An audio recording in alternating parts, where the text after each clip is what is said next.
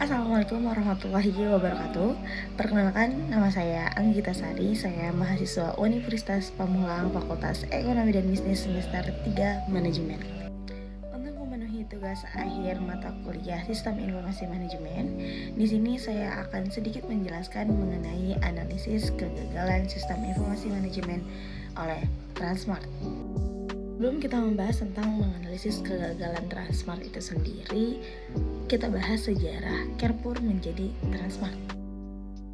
Transmart yang sebelumnya kita kenal dengan nama Carrefour Indonesia adalah sebuah jaringan retail besar yang didirikan tahun 1998 di perusahaan Prancis atau yang bisa dikenal dengan Carrefour SA. Carrefour pertama kali hadir di Indonesia pada tahun 1998 dan merupakan salah satu pemain utama dalam industri retail yang mengusut tema modern di tanah air. Meskipun memiliki sejarah panjang sebagai bagian dari retail internasional, Transmart yang saat ini kita kenal memulai perjalanannya dengan nama baru setelah melalui beberapa perubahan dan sejarah yang sangat besar. Pada tahun 2012, Carrefour Indonesia diambil alih oleh Citicorp, sebuah grup konglomerat Indonesia yang dimiliki oleh Khairul Tanjung. Proses akuisisi ini dilakukan dengan menggandeng perusahaan asal Indonesia yaitu Transcorp, anak perusahaan dari Citicorp. Sebuah akuisisi selesai, Carrefour Indonesia bertransformasi menjadi Transmart Carrefour. Perubahan ini ditandai dengan pengalihan merek dari Carrefour menjadi Transmart itu sendiri, dengan tujuan memperkenalkan konsep baru dalam dunia retail Indonesia yang lebih berfokus pada inovasi dan pengalaman berbelanja yang lebih menyeluruh. Seiring dengan perubahan nama, Transmart juga melakukan berbagai pembaruan dan ekspansi untuk menghadirkan konsep retail yang lebih inovatif. Mereka mengadopsi konsep belanja yang lebih terintegrasi antara hypermarket dan mall, memberikan pengalaman yang lebih lengkap dan menarik bagi konsumen.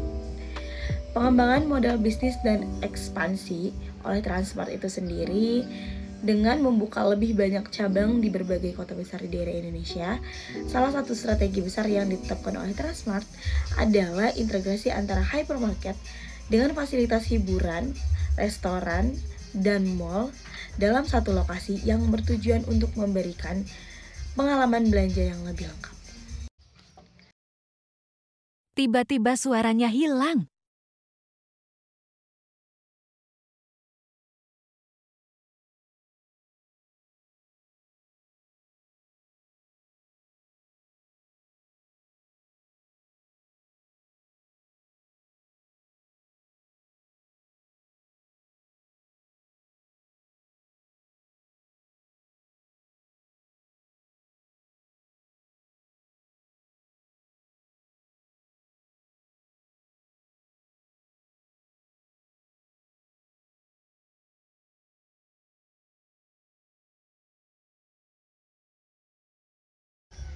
Selain itu, Transmart juga fokus pada pengembangan sistem informasi manajemen untuk mempermudah pengelolaan inventaris, penjualan, dan transaksi pembayaran di berbagai gerai mereka.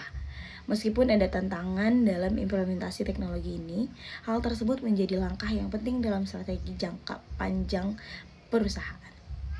Kemudian ada situasi terkini dan tantangan bagi Transmart itu sendiri. Meskipun Transmart telah berkembang pesat dengan banyak gerai yang tersebar di berbagai kota di Indonesia, perusahaan ini masih menghadapi berbagai tantangan. Di antaranya adalah persaingan yang semakin ketat dengan retail modern lainnya, terutama convention store seperti Indomaret, Alfamart, serta e-commerce yang terus berkembang pesat.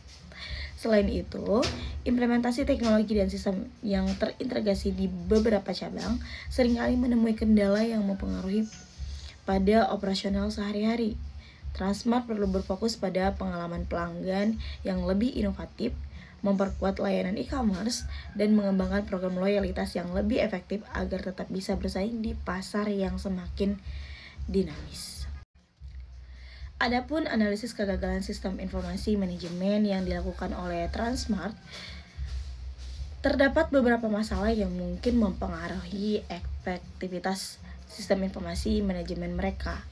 Ada beberapa faktor kegagalan yang mungkin terjadi. Antara lain, kurangnya diferensiasi dalam strategi bisnis.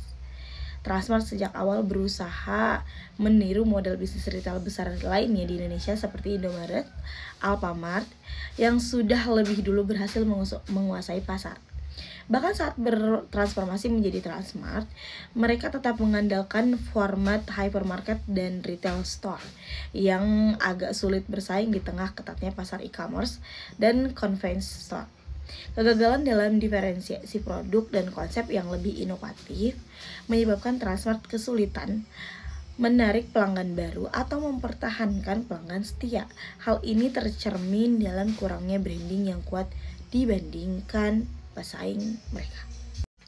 Adapun faktor lainnya yaitu tantangan dalam integrasi dan manajemen sistem informasi.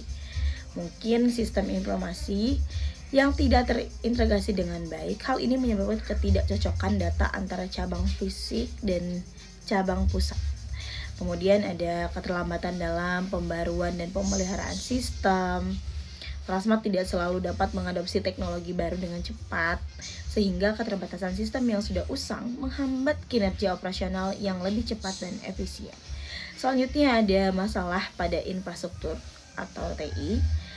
Salah satu masalah yang sering terjadi adalah gangguan jaringan atau server yang tidak stabil yang menyebabkan gangguan operasional seperti antrian panjang di kasir atau kesalahan dari transaksi. Kemudian ada masalah keuangan dan pengelolaan modal.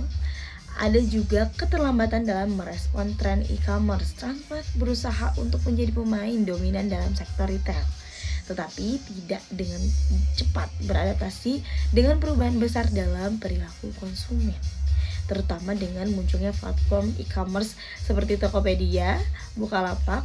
Seiring dengan pesatnya perkembangan e-commerce, konsumen mulai lebih suka berbelanja online dengan lebih banyak pilihan dan kenyamanan. Kemudian ada kesulitan dan menjaga loyalitas pelanggan. Transmart berupaya untuk mempertahankan pelanggan setia dengan berbagai promosi dan kartu loyalitas. Namun, program loyalitas yang diluncurkan tidak cukup menarik bagi konsumen. Program yang ada kurang memberikan nilai lebih. Dan pada akhirnya pelanggan lebih tertarik pada pesaing lain, yaitu yang menawarkan berbagai insentif lebih baik. Selain itu, pengalaman belanja yang kurang konsisten, baik online maupun offline, menyebabkan ketidakpuasan pelanggan yang berujung pada berkurangnya loyalitas. Selanjutnya ada kualitas SDM dan pelatihan karyawan yang kurang, krisis reputasi dan manajemen, krisis yang lemah. Kemudian tantangan dalam pengelolaan rantai pasokan. Transmart kesulitan dalam mengelola rantai pasokan yang efektif, terutama ketika harus memenuhi permintaan yang fluktuatif atau menghadapi masalah distribusi barang ke toko-toko di daerah terpencil. Masalah dalam sistem distribusi ini sering mengakibatkan kekurangan stok barang di toko yang menyebabkan penjualannya menurun. Selain itu, gagalnya sistem informasi manajemen untuk mengelola inventaris secara real time juga memperburuk masalah pengadaan dan distribusi barang. Masalah selanjutnya adalah masalah dalam inovasi dan adaptasi dengan teknologi baru. Kemudian ada kesulitan dalam menghadapi persaingan yang semakin ketat. Itu wajar karena pesaing mereka juga pesaing-pesaing yang cukup luas dan cukup besar di Indonesia. Teman-teman, mungkin itu saja yang bisa saya sampaikan terkait dengan analisis kegagalan dari Transmart itu sendiri. Kurang dan lebihnya mohon maaf. Semoga analisis yang saya berikan dan saya jelaskan cukup memenuhi tugas akhir semester 3 ini.